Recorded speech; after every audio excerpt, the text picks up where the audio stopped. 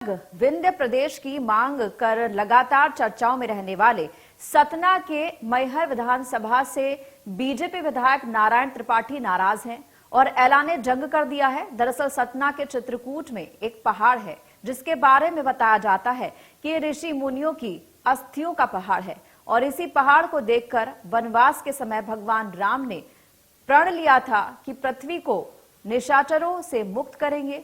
अब इस पहाड़ को खोदने को लेकर दावे और आपत्तियों का दौर भी शुरू हो गया, जिसको लेकर चित्रकूट विधानसभा के पास ही विधानसभा मैहर से बीजेपी विधायक नारायण त्रिपाठी नाराज हैं। अब वो आर पार की लड़ाई के मूड में दिख गए हैं। उन्होंने साफ कर दिया है कि वो किसी भी कीमत पर इस धार्मिक महत्व वाले पहाड़ को खोदने नहीं देंगे। इसको लेकर उन्होंने प्रदेश के सभी साधु संतों से आह्वान किया है कि जिस दिन उसकी सुनवाई हो उस दिन सभी इकट्ठा हों और इसका विरोध करें। कांग्रेस भी नारायण त्रिपाठी के सुर में सुर मिलाकर उनका समर्थन करने का ऐलान कर चुकी है। इसको किसी भी तरह बर्दाश्त नहीं करेंगे। ये लड़ाई, ये खदान बहुत पहले किसी के नाम पर रही होगी, पर यह खदान अचानक सुर्खियों में आ गई इसलिए कि एनओसी मांगी जाने लगी पर्यावरण की। उसकी जन सुनवाई की डेट लग गई 30 सितंबर को।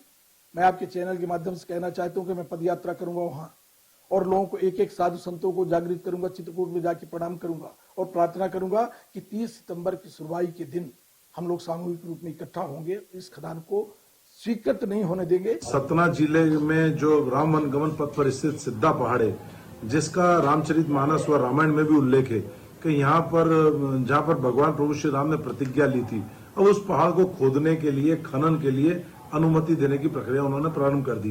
यह वो पहाड़ है जिसके बारे में कहा गया कि जब भगवान प्रभु राम वहां से गुजरे थे तब उन्होंने इस पहाड़ के बारे में पूछा था, तो बताया गया था कि ऋषि मुनियों का राक्षसों ने वध करके उनके अस्थियों के ढेर से पहाड़ बनाए हैं।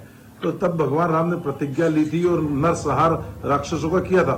तो ऐसे ऐतिहासिक धार्मिक आस्थाओं से जुड़े हुए स्थल को अब सरकार अपने व्यवसायिक हितों के लिए खनन की अनुमति देने जा रही। प्रदेश कांग्रेस अध्यक्ष कमलनाथ जी ने इस निर्णय का विरोध किया है। उन्होंने कहा कि कांग्रेस चुप नहीं बैठेगी, हम इस निर्णय का विरोध करेंगे, सड़क से सदन तक लड़ाई लड़ेंगे। और हमारे साथ प्रभु पटेरिया रेजिडेंट एडिटर जुड़ गए हैं। प्रभु, आपसे जानना चाहेंगे इस पूरी खबर के बारे में। अगर बात करते हैं, यहाँ पर एक तरफ आस्था है, एक तरफ सियासत है और सियासतदान भी जो है साथ में अब नजर आने लगे हैं, क्योंकि एक ऐसा मुद्दा ये सामने आया है, साधु संतों की अस्थियों से बना पर्वत जिसे कि खोदने की बात कही गई है। अब कांग्रेस और बीजेपी साथ साथ आ गए हैं।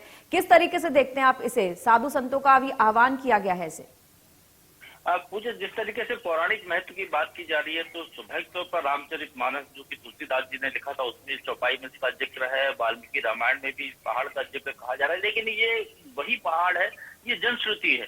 लोग मानते हैं कि ये वही पहाड़ है जिसके बारे में उल्लेख किया गया था कि अस्थियों का जो ढेर राक्षसों ने लगाया था ऋषि मुनियों का, वो ये पहाड़ बन गया है। तो उसको लेकर स्वाभाविक तौर पर राजनीति मध्य प्रदेश में होना जायज दिखाई दे रहा है, क्योंकि मध्य प्रदेश वो राज्य है जहां पर राम वनगमन पथ बनना है।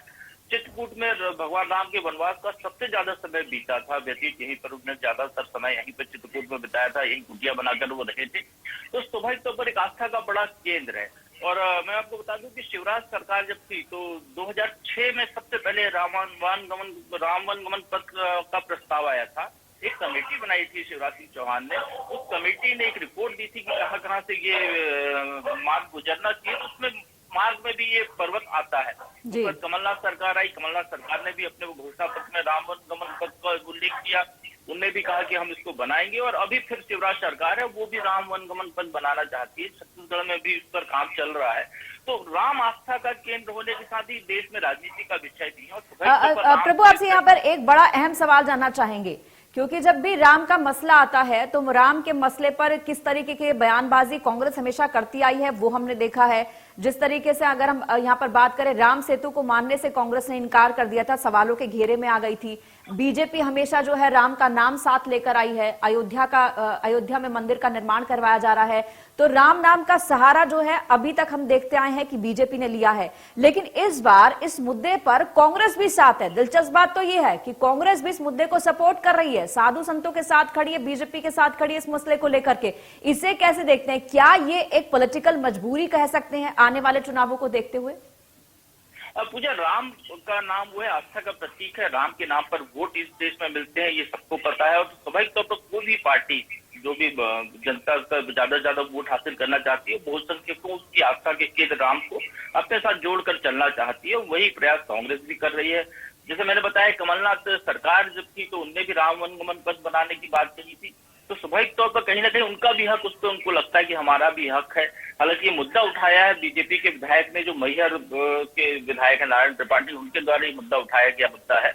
लेकिन ये जो खदान है, इसका अलॉटमेंट पुराना है। जैसे नारायण त्रिपाठी अभी खुद ही कह रहे थे, पहले भी इसको लेकर विवाद हुआ है और वहां के लोगों ने विरोध किया था।